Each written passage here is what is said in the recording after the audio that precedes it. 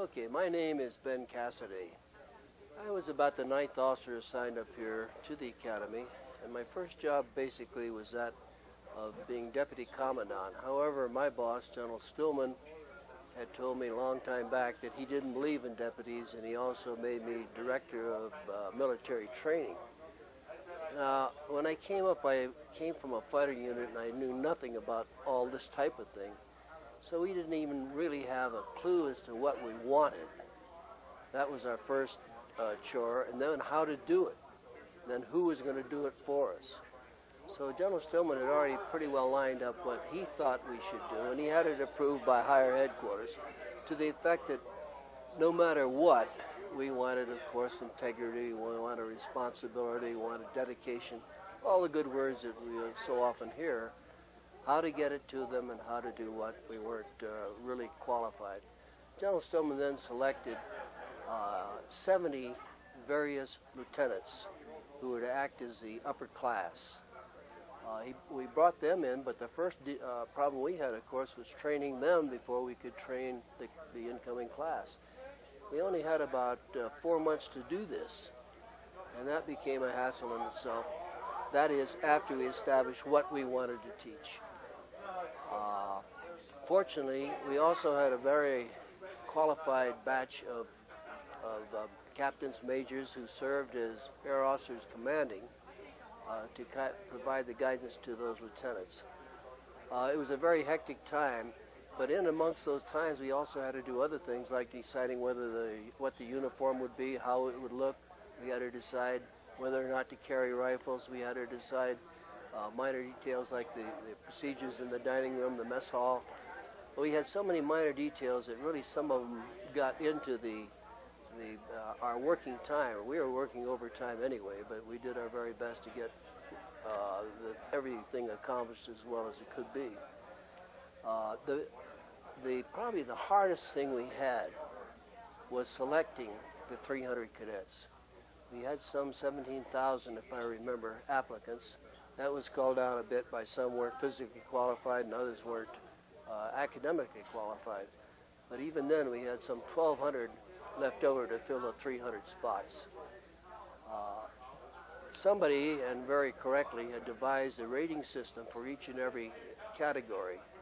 We have, if I remember correctly, 55% of the weighted system to select, give everybody a class, not a class ranking, but a ranking for applicants.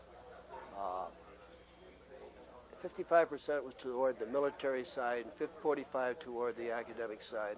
This worked out quite well because the military side not only was military as such, but it was accomplishments these kids really had done in high school, as well as their extracurricular activities, such as whether they worked in a service station or they delivered papers. They had to help their family that was perhaps handicapped in some way or another from the standpoint of making a living. But he had a very, very touching time. It was very easy to get the very, very top. The middle became difficult, but the bottom was almost impossible because the difference in ratings was so close. However, I think we came up with a pretty good system. I think the cadets we got were basically the ones we wanted. We also had to consider whether or not there was an athletic ability and enough of the applicants to make sure that we could field teams that would be representative of the Air Force when they got on the field in the blue uniforms. It was a very interesting time, and I can only say that the experience was unbelievable. Of that entire program, though, the thing that I will always feel the closest to was the establishment of the Honor Code. General Harmon, our then superintendent, first superintendent I might add, had written a little note to General Stillman to the effect that what are we going to do about an honor system and code? And General Stillman had called me in and said, Ben, take this out and see what you can do about, or come up with some ideas. But he gave me a T-33, and I flew around to the military academies. I went down to the Marine Academy. I went to other training bases to see what they had that might be considered.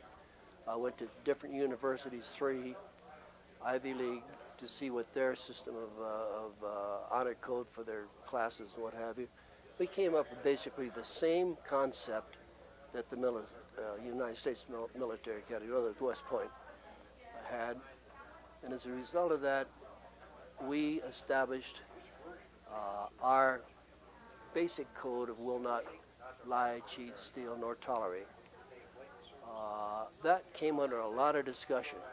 It fell on a Captain Bill Yancey, to do all of the technical work on that and to work with the ATOs in not solving, but in resolving the issues of how this should be administered and what have you. Our intent initially was to run it more or less at our level. However, we had to realize that the code itself would not work unless it was a cadet code, not our code, but their code. We trained them, we did the best we could. We had cases that created problems. We had several dry runs almost as to whether or not the code was applicable to a brand new institution that didn't have the background or that the other service academies had. But it was amazing to us the way that the class of '59 and shortly thereafter the other coming up classes were able to take the code that we had basically presented, make a few alterations, and then take it as their own. We could not really expect that to have happened, but it did. Many, in this case, kudos to the class of '59 for getting that established. The '59ers know who they were, who did the work, and so forth, and I would not want to actually designate any one single individual within that class as being the honor representative that did the work to get the class to accept the code. That was a great deal, though. It was very good. We also had about 3 or 4 other systems that I only casually comment on. We didn't want to get too many people just automatically resigning, so we had somewhat of almost a hazing formation, that a cadet who wanted to leave, particularly one that hadn't had enough time or experience to really make a judgment, to run a contest almost with about 5 different individuals before he was actually let out. I might add, I think we saved about 5 or 6 of the few that decided to go. Some of the cases were rather homesickness, perhaps in love with a lady back in his hometown, missed her parents, what have you. But all those cases were resolved, and not all. Many of them were resolved, and we ended up with a fairly good system. I think that system kind of went its way as time went on because it wasn't so important. When you only have 300 people and you want to graduate 300, you want to make sure that the attrition rate was as low as it could possibly be. There were so many things back in those days, and my mind is running on dancing lessons, how the mess hall was going to work, whether we were going to have a cafeteria style or whether we were going to have a family style. All these are just side issues. The uniform itself was a problem. We had a board, Cecil B. DeMille had volunteered his services, the services of the staff, to help out in designing the uniform. And we spent time going out to Hollywood. Some of the ATO's pictures are still on the posters as to what those uniforms look like. I could go on forever, really, and I know this is a time element, but to me it was a very exciting time. And I will say this, of many things I've done in the Air Force, that probably was one of my most rewarding of all the things that happened to me during my lifetime. I think that's really adequate. It was a great time, and there are a bunch of great kids out there, now 3-4-star generals.